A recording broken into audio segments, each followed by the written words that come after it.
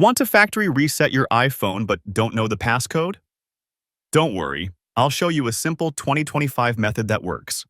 First, open your browser on your PC and head over to 3utool.org. Once you are on the website, scroll down a little and click the download button under 3uTools free download. Next, scroll down again and you'll see download options for both Windows and Mac OS. Just choose the one that matches your computer and start the download. When the file finishes downloading, install it on your PC. The setup may take a few minutes, so just be patient.